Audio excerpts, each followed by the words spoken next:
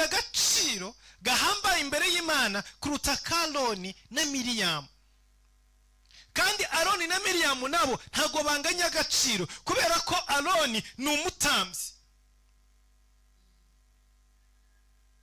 Miriyamu ni umuririmbyi just turaho singa.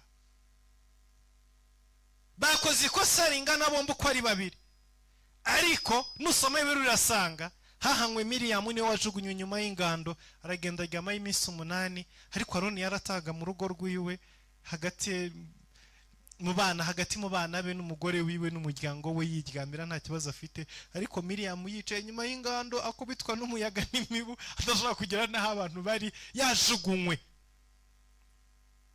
Kubera iki? Role ya Aroni niya Miriyamu imbere y'Imana ntabwo ari simwe. Miriyamu